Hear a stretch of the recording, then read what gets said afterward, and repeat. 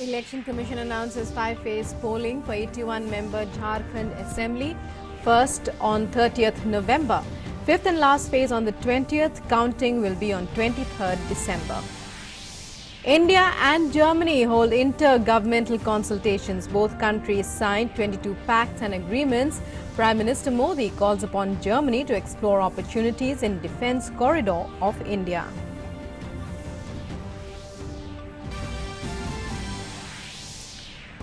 Pollution control body mandated by the Supreme Court declares public health emergency in Delhi and nearby areas. Environment Pollution Authority bans construction activity till the 5th of November.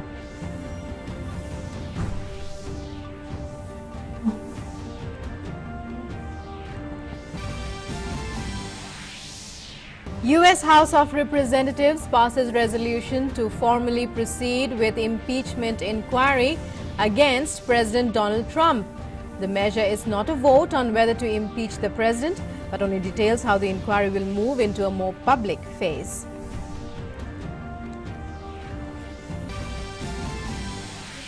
Indian men's and women's hockey team all ready to play their Olympic qualifier at Kalinga Stadium tonight. Men's team high on confidence face a Russian test, while the Eves take on the United States in a two-match clash.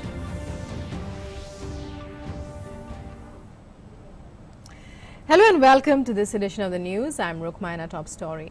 The Jharkhand Legislative Assembly elections to the 81 constituencies will be held in 5 phases from the 30th of November, and counting will be held on the 23rd of December.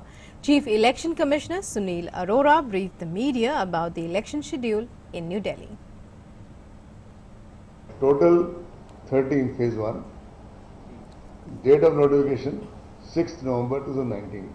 Last date of making nomination 13th November. Date of scrutiny 14th November. Last date of withdrawal 16th November. Date of poll 30th November. Date of counting 23rd December.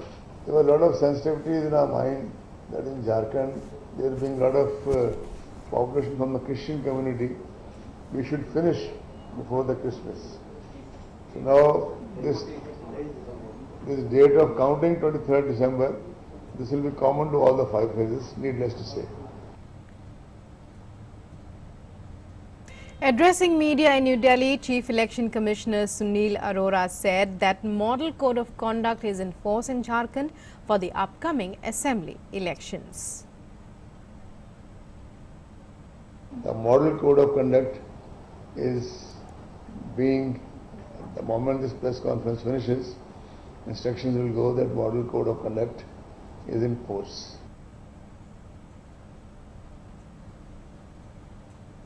German Chancellor Angela Merkel, who is on a 2-day visit to India, today met Prime Minister Narendra Modi in New Delhi and held Indo-German intergovernmental consultations. The IGC is a unique broad format dialogue chaired by both leaders with members of cabinet participating from both sides. 22 pacts or MOUs were signed between the two countries after the talks. Key issues in the discussions included jointly driving the digital transformation through innovation and frontier technologies, especially artificial intelligence, making economic growth sustainable by cooperating on climate change, creating space for people-to-people contact through legal mobility for skilled labor, and contributing to a reliable international order by strengthening and updating multilateral institutions. While addressing the joint press with the German Chancellor, PM Modi invited Germany to explore opportunities in the defense corridor of India. हम Germany को आमंत्रित करते हैं कि रक्षा उत्पाद के क्षेत्र में उत्तर प्रदेश और तमिलनाडु में डिफेंस कॉरिडोर में अवसरों का लाभ उठाएं। फ्रेंड्स, भारत और जर्मनी के विश्वास और मित्रतापूर्ण संबंध डेमोक्रेसी, रूल ऑफ लॉ जैसे साझा मूल्यों पर आधारित है। The Prime Minister said both the countries agreed to combat terrorism and extremism together. आतंकवाद और उग्रवाद जैसे खतरों से निपटने के लिए हम बायलैटरल और मल्टीलैटरल सहयोग को और घनिष्ठ बनाएंगे। एक्सपोर्ट कंट्रोल रेजिम्स और विभिन्न अंतर्राष्ट्रीय मंचों में भारत की सदस्यता को जर्मनी के सशक्त समर्थन के लिए हम जर्मनी के आभारी हैं। दोनों देश सुरक्षा परिषद, संयुक्त राष्ट्र और अंतर्राष्ट्रीय व्यवस्था में अन्य आवश्यक सुधार शीघ्र कराने के लिए सहयोग और प्रयास जारी रखेंगे। And addressing the press, Angela Merkel said that India has huge potential in sectors like artificial intelligence and digitization, and the two countries are ready to work progressively towards it.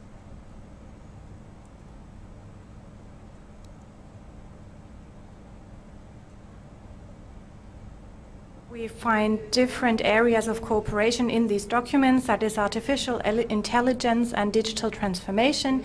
India has a huge potential here, especially when it comes to digitalization. But the development is very fast. Also when it comes to 5G and AI, it's a challenge. And if we work together, this would be a wonderful way of cooperation. The German Chancellor further said that 20,000 Indian nationals are studying in Germany, and she would like to see more Indian students there. We have discussed issues of education and research cooperation. We have a long tradition of cooperation in this field. 20,000 Indian nationals are studying in Germany. We would like to see even more. And especially when it comes to vocational training, we want to have an exchange of teachers too, which will help us to find the right teaching methods. Earlier, the visiting German Chancellor Angela Merkel was accorded a ceremonial reception at Rashtrapati Bhavan.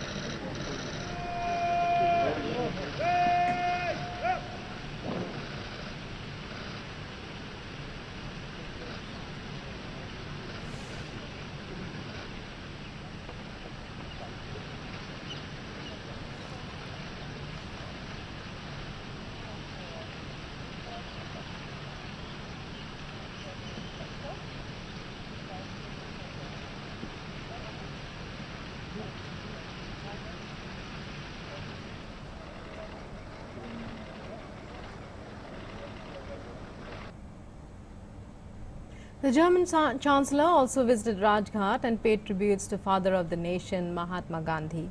India and Germany have established a strategic partnership that is characterized by a high degree of trust and mutual understanding.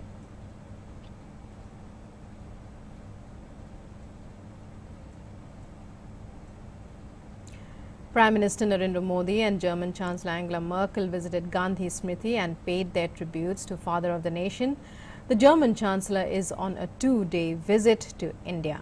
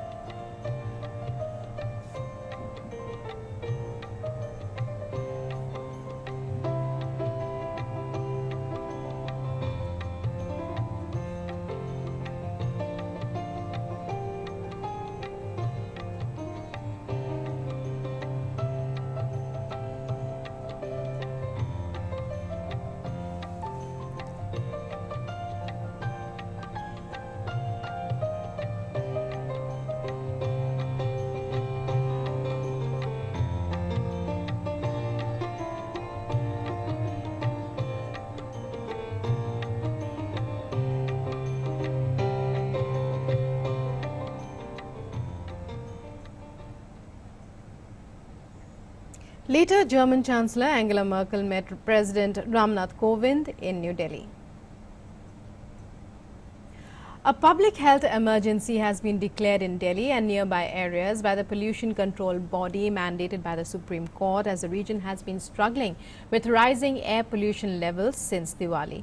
The Environment Pollution Prevention and Control Authority has restricted all construction work in Delhi, Gurgaon, Faridabad, Noida, Ghaziabad and Greater Noida, and all coal-based industries in Faridabad, Delhi, Gurugram, Noida, Greater Noida, Sonipat, Panipat, Bahadurgarh and Bhiwari will remain closed till the 5th of November. Also, bursting of crackers are banned during the winter season, and hot mix plants, stone crushers will be closed till the 5th of November. In all NCR districts, as the pollution level in the region entered the severe plus or emergency category late on Thursday night, the first time since January. In the wake of increasing pollution, Delhi government has decided to close all schools till the 5th of November. In a tweet, Chief Minister Arvind Kejriwal said due to stubble burning, pollution levels in the capital have increased manifold. Hence, the government has decided to take this step. The blanket of haze over Delhi thickened this morning, with the national capital's pollution levels increasing overnight by around 50 points, taking the overall air quality index to 459. At 8:30 a.m., the capital's overall air quality index stood at 459. It was 410 at 8 p.m. on Thursday. All the 37 air quality monitoring stations across Delhi recorded the air quality in the severe category this morning. Weather experts said increased wind speed due to a fresh western disturbance approaching the northern region would help disperse pollutants faster from Saturday. A number of people gave a miss to morning walks and sports activities and preferred to stay indoors. Dr. Arvind Kumar, head of respiratory department, Sir Gangaram Hospital, said that the entire city is suffering from the consequences of living in a gas chamber.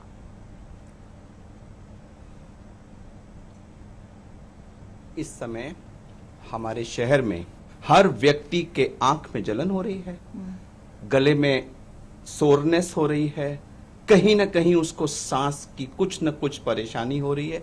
सुबह लोग उठ रहे हैं तो उनको headache हो रहा है, एक फीलिंग ऑफ अनवेल हो रही है। पूरा शहर इस समय गैस चेंबर में सांस लेने के कॉन्सिक्वेंसेस झेल रहा है। And Minister for Environment and Climate Change, Prakash Javadekar, today said that all the 5 lakh government vehicles on conventional fuel will be converted to e-vehicles in a phased manner. He said besides their cost effectiveness, these e-vehicles are eco-friendly and save consumption of petrol and diesel. Addressing the media during flagging off of the electric vehicles procured by the Ministry of Information and Broadcasting in New Delhi, Javadekar said that these e-vehicles play a major role in curbing high level of pollution in Delhi during winters. He said the government under the leadership of Prime Minister Modi has taken several initiatives to reduce pollution levels. शहरों में खास करके जहां लाखों वाहन चलते हैं, वहां ई व्हीकल ज्यादा हो, ये जरूरी है और इसके लिए भारत सरकार ने ई व्हीकल लेने वाले को सब्सिडी दिया है, प्रोत्साहन दिया है, इंसेंटिवाइज किया है और डीजल व्हीकल लेने वालों को थोड़ा सा ज्यादा टैक्सेशन रखा है to disincentivize. The INB minister further said that in the past 15 years only discussions were done on the issue of pollution, but NDA-led government has taken concrete steps to address the menace. He said construction of Eastern Peripheral Expressway has resulted in low levels of pollution in Delhi NCR. The minister urged all stakeholders to sit together and finalize a mechanism which will provide relief to people from pollution. Eastern Express peripheral way के लिए और ये bypass road जिससे दिल्ली का प्रदूषण सीधा कम होने वाला था, उसके लिए 3500 करोड़ रुपए राज्य सरकार को देने थे, वो दिए नहीं. आखिर कोर्ट ने आदेश दिया कि 1000 करोड़ तुरंत जमा करो. कोर्ट को आदेश करना पड़ा. हरियाणा पंजाब को दोष देना, एक दूसरे को दोष देना, इसके बजाय प्रदूषण के खिलाफ जो मोदी सरकार ने नीति अपनाई कि 5 राज्यों के लोगों को इकट्ठा बिठाकर उद्योगों में और अन्य गतिविधियों में प्रदूषण कैसे कम हो, इसकी चिंता करें, उसका पालन करें। Prime Minister Narendra Modi will visit Thailand from November 2nd to the 4th, during which he will attend the ASEAN India, East Asia and RCEP summits. Briefing media on PM Modi's upcoming visit, Secretary East Vijay Thakur Singh said that Prime Minister will be visiting Bangkok on the invitation of the Thai Prime Minister Prayut Chan-o-cha. Negotiations for resolving outstanding issues on RCEP are going on in Bangkok, she said, adding the leaders will review the state of negotiations at the summit. Prime Minister will be visiting Bangkok from 2nd to 4th November at the invitation of the Prime Minister of Thailand, His Excellency Prayut Chan-o-cha, and his visit is for the 16th ASEAN India Summit, 14th East Asia Summit, the 3rd RCEP Summit and related events. The ASEAN related summits are an integral part of our diplomatic calendar. This will be Prime Minister Modi's 7th ASEAN India Summit and 6th East Asia Summit. Speaking on crop damage due to unseasonal rain in the state, Maharashtra Chief Minister Devendra Fadnavis said that the cabinet will look into the matter tomorrow in the subcommittee meeting and will announce compensation for the farmers. He also said that required help will be taken from the centre to compensate for the loss. बहुत ही unprecedented इस प्रकार की ये बारिश हुई है, जिसके कारण बहुत बड़े पैमाने पर नुकसान हुआ है। अभी इसका असेसमेंट हम पूरा कर रहे हैं और हमारी जो एक कैबिनेट सब कमेटी है, उस सब कमेटी की भी मीटिंग कल हम लोग बुलाएंगे और कैबिनेट सब कमेटी की मीटिंग के माध्यम से हम लोग तुरंत इसके ऊपर कार्रवाई करते हुए जो मुआवजा हमारे किसानों को देना है वो देने की कोशिश करेंगे। केंद्र सरकार से भी हम लोग निवेदन करने वाले हैं कि केंद्र सरकार भी इसमें मदद करे। मूल रूप से ये हमारे लिए इसलिए भी दुखद है कि इस बार हमारे यहाँ पर क्रॉप महाराष्ट्र में बहुत अच्छा था और अच्छा क्रॉप रहते हुए और बिल्कुल हार्वेस्टिंग पर आया हुआ क्रॉप ये डैमेज हुआ है।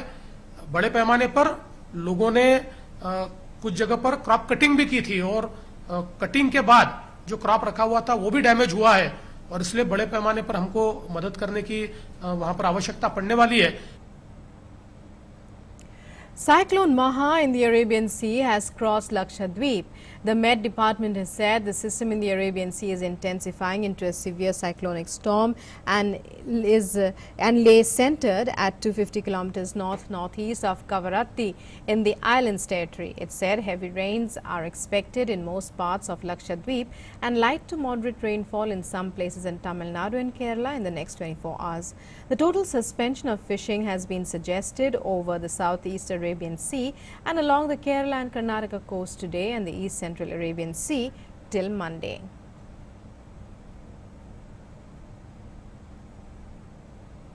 The 21st Northeast Book Fair 2019 began at Assam Engineering Institute Field at Chanmari on Friday in Guwahati. Organized by the All Assam Publishers and Booksellers Association, the book fair will continue for 12 days. Vice President Venkaiah Naidu inaugurated the book fair. Addressing the inaugural session, the Vice President highlighted the importance of books and praised the state of Assam for its love towards language and literature. This book fair being held today is a befitting tribute to Assam's love for language, literature and culture, and I am confident that the book lovers of the region will collectively make this fair a resounding success. Vice President Venkaiah Naidu also spoke on India's diversity and different languages spoken in the country. We have more than 760 thriving languages. In fact, we had thousands of languages earlier. These languages, they present the beauty of Indian culture and heritage. We must propagate, promote, protect our mother tongue. That's why I suggest to the people, particularly younger generation, to focus more on reading in mother tongue, promoting mother tongue. The U.S. House of Representatives has approved a resolution designed to formalize proceedings of an impeachment inquiry into President Donald Trump on Thursday, setting the stage for what they have called the next phase of the investigation. The resolution, unveiled earlier this week by the House Rules Committee, was passed 232 to 196 by the Democrat-controlled House. No Republicans voted in favor of it and only 2 Democrats voted against it.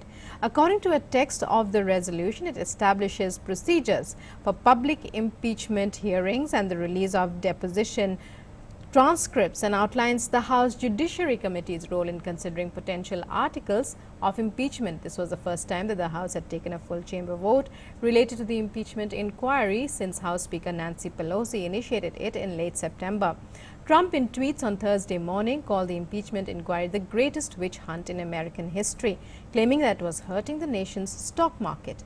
White House Press Secretary Stephanie Grisham issued a statement in response to the resolution, accusing it of still failing to provide any due process whatsoever to the Trump administration.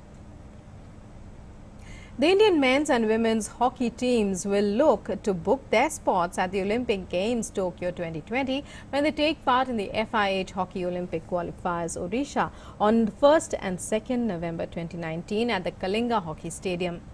World number 5 Indian men's hockey team are scheduled to play world number 22 Russia, while world number 9 Indian women's hockey team will face tough competition from world number 13 the United States in the two-legged tie.